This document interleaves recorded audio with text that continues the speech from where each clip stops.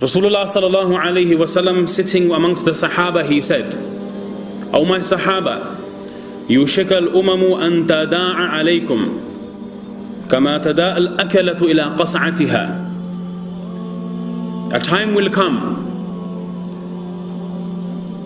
where how you one another, you call yourselves, call each other to a plate, to a banquet, how people who are consuming food, they call one another, people will call one another to consume this ummah in exactly the same way.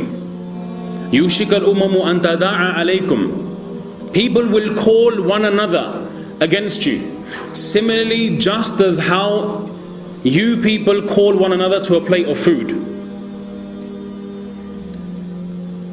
Why did Rasulullah sallallahu alaihi wasallam give the example and the tashbih with food? Food is not something that can fight back. Food cannot offer any resistance. Food has not got a choice in what you eat, what you leave. If you half eat something, the food cannot object. If you choose to discard something, the food cannot object. If you want to swallow something in whole, the food cannot object. Every word of Rasulullah sallallahu alaihi wasallam is absolutely amazing. The balaghat and the wisdom and the rhetoric and the profoundness. Ulama mention he made tashbih with food. He gave the example with food. Why? Because food cannot fight back. When the Sahaba radiyallahu ta'ala anhum ajma'in, they heard this, it was extremely difficult for ever them to perceive a condition like this fall in the ummah of the Prophet sallallahu alaihi wasallam. One of the Sahaba radiyallahu anhum ajma'in, they ask, "Amin qillatin nahnu yawma idhin?" O Prophet of Allah, will it be because we are few in number? Will it be because we are less? Will it be because our numbers have diminished and dwindled?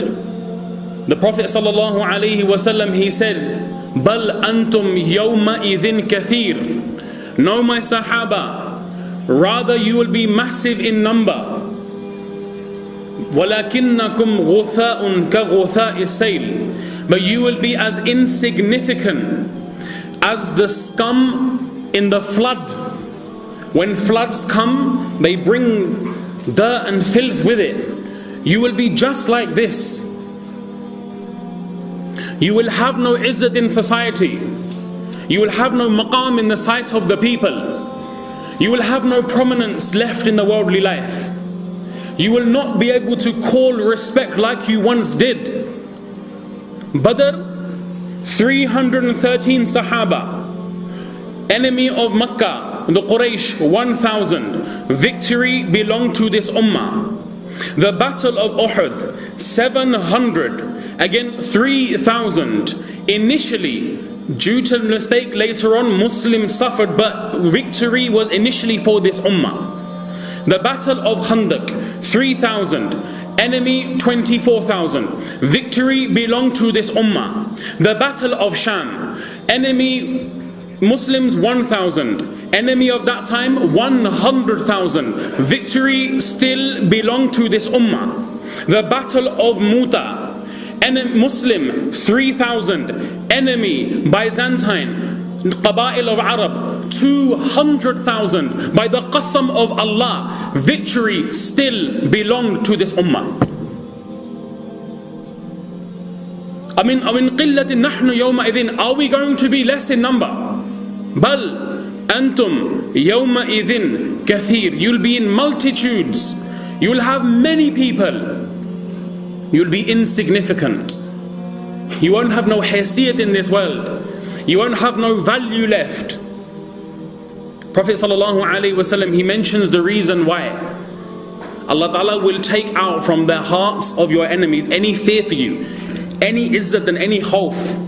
وَلَيَقْذِفَنَّ اللَّهُ فِي قُلُوبِكُمْ الْوَهْنَ. Allah Ta'ala will put in your hearts this thing of wahn. Sahaba were not used to this word. They said, Ya Rasulullah, what is wahn? قِيلَ وَمَا الْوَهْنُ Ya Rasulullah. What is this word? We don't know what this word means. Rasulullah sallallahu alayhi wasallam, he mentioned, "O my Sahaba, your downfall will not be because you have a lack of education. Your downfall is not because you will have a lack of worldly accolade. Your downfall is not because you have a lack of wealth. Your downfall is not because you don't have access to natural resources. Your downfall is not because of the fact that you have no longer got big buildings, big businesses. No, my Sahaba, the cause for your downfall will be two. You will become too attached to this worldly life, and you will be afraid to leave this worldly life and meet Allah subhanahu wa ta'ala. Hubbud dunya wa karahiyatul maut. You will be too involved in the worldly life, and you will fear the time of death and meeting Allah. What's happened to this ummah? We want to sit, we want to think of the reasons. Everyone will have their own theory. Everyone will come up with their own plan. How to make the ummah back to normal. If you do this, this will happen. If you do that, that will happen. Sahaba radiallahu anhum ajma'in, they understood deen. They were the true heroes of Islam.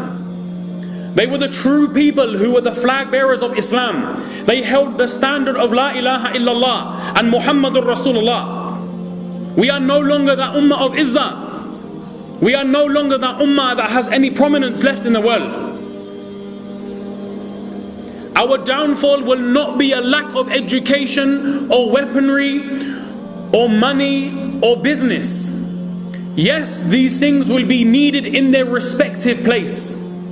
But the solution to the problems which we face and to the halat and conditions which we are faced with, Allah's qasam, Allah gave to the Prophet Muhammad sallallahu alaihi wasallam. Whether you live in Cardiff, whether you live in Bradford, whether you live in Birmingham, whether you live in America, whether you live in Canada, South America, Asia, Morocco, Saudi Arabia, North Pole, South Pole, East and West, by the qasam of Allah, that Allah who controls my life in His hands, the solution to our problems and the solution to our halat and conditions, by the qasam of Allah, Allah has kept only and solely in the deen of Allah and nothing else.